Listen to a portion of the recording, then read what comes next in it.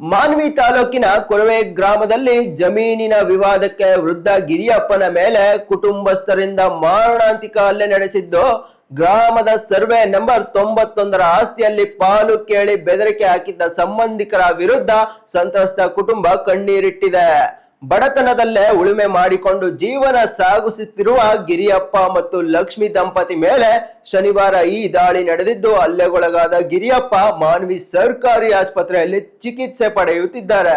ಆಸ್ತಿಯಲ್ಲಿ ಹಕ್ಕೆ ಇಲ್ಲದಿದ್ದರೂ ಪ್ರಾಣ ಬೆದರಿಕೆ ಒಡ್ಡಲಾಗುತ್ತಿದೆ ಎಂದು ಲಕ್ಷ್ಮಿ ಮಾಧ್ಯಮಗಳ ಮೂಲಕ ಅಳಲು ತೋಡಿಕೊಂಡಿದ್ದಾರೆ.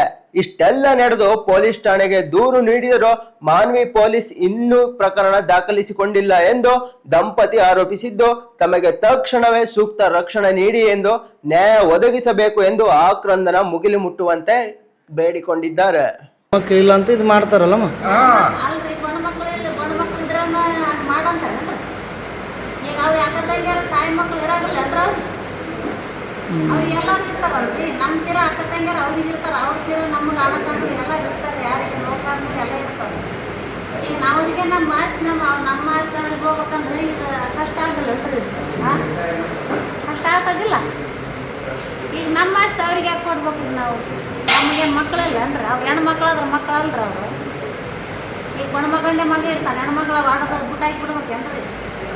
ಎಲ್ಲ ಇರ್ತಾರೆ. ನಮಗೆ ನಾವು 9 ಎಕರೆಗ ನಾವು ಒಂದು ಪಾವು ಎಕರೆ ಕೊಡೋದಿಲ್ಲ ಅವ್ರಿಗೆ. ನಿನ್ನ ಹೆಸರಪ್ಪ?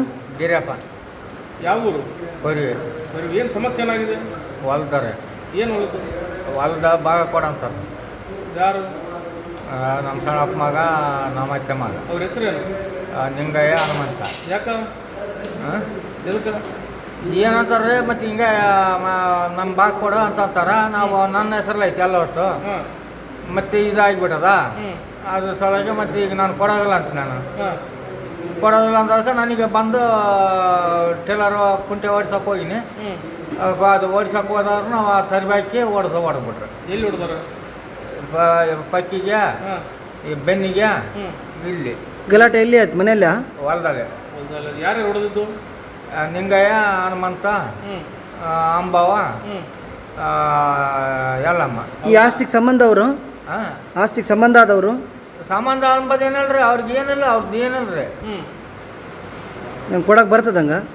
ಕೊಡಕ್ಕೆ ಬರೋದಲ್ರಿ, ಮತ್ತೆ ಹೆಂಗೆ ಬರ್ತಾರೆ? ನಿಮ್ಗೆ ಎಷ್ಟು ಜನ ಇದಾರೆ ಮಕ್ಕಳು? ನನಗೆ 3 ಇದಾರೆ ಹೆಣ್ಮಕ್ಳು. ಈಗ ಸರ್ವೆ ನಂಬರ್ ಏನು? 91. 9. ಯಾವ ಊರಲ್ಲಿದೆ? ಬರುವಾಗ ಕೊರವಲ್ಲಿದೆ. ಮತ್ತು ಈಗ ನೀವು ಪೊಲೀಸ್ ಸ್ಟೇಷನ್ ಕಂಪ್ಲೇಂಟ್ ಕೊಟ್ಟರೆ ಕೊಟ್ಟಿವಿ. ಏನಂದ್ರೆ ಅವರು?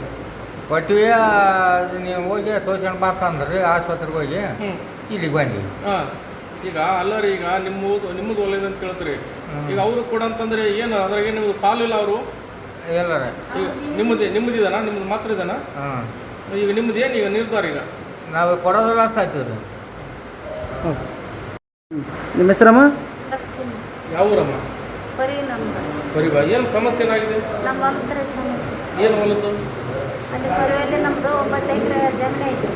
9 ಎಕರೆಗ ಅವರು ನಮ್ಮದು ನಮ್ಮ ಅಣ್ಣ ತಮ್ಮರೆಲ್ಲ ಮಾರಿಕಂದ್ರೆ ನಮ್ಮ ಭೂಮಿಗೆ ಅಡ್ಡ ಬರ್ತಾರೆ. ಯಾರು? ಹನುಮಂತ, ಲಿಂಗಪ್ಪ. ಅವ್ರು ಅಡ್ಡ ಬಂದು ನಾವು ಹೊಲಕ್ಕೆ ಹೋದಂಗೆಲ್ಲ ನಮ್ಮ ಟಿಲ್ಲರು ತಬ್ಬಿ ನಮ್ಮ ನೋಡಕ್ಕೆ ಬರ್ತಾರೆ. ಯಾವಾಗ ಹೊಡೆದ್ರು? ಇವತ್ತು ಹೊಡೆದ್ರೆ ನಮ್ಮ ಯಜಮಾನ. ಎಷ್ಟು ಗಂಟೆಗೆ ಆಯಿತು? 12:30 ಆಯಿತು. ಎಲ್ಲಿ ಆಗಿದ್ದು ಗಲಾಟೆ? ಹೊಲ್ದಲ್ರಿ. ಹೊಲ್ದಾಗ. ಈಗ ನಿಮ್ಮ ಯಜಮಾನ ಹೊಡೆದಿದಾರ? ಹೊಡೆದಾರೆ. ಎಲ್ಲೆಲ್ಲಿ ಹೊಡೆದಿದ್ದಾರೆ? ಇಲ್ಲಿ ತೆಲಿಗೆ ಹೊಡೆದಾರ್ರಿ, ಇಲ್ಲಿ ಬೆನ್ನಿಗೆ, ಇಲ್ಲಿ ಪಕ್ಕಿದ್ರಿ. ಹಾಂ. ಮತ್ತು ಪೊಲೀಸ್ ಸ್ಟೇಷನ್ಗೆ ಹೋಗಿದ್ರೆ? ಹೋಗಿ ಬಂದಿವ್ರಿ. ಹಾಂ. ಏನಂದ್ರು?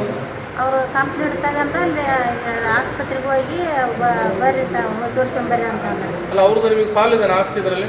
ಪಾಲಿಲ್ರಿ, ಅವರೆಲ್ಲ ಮಾರ್ಯಾರ್ರಿ ಪಾಲು. ಈಗ ನಮ್ಮ ಆಸ್ತಿಗೆ ನಾವು ಅಡ್ಡ ಬರ್ತಾರೆ. ನೀವೇನಂದ್ರಿ?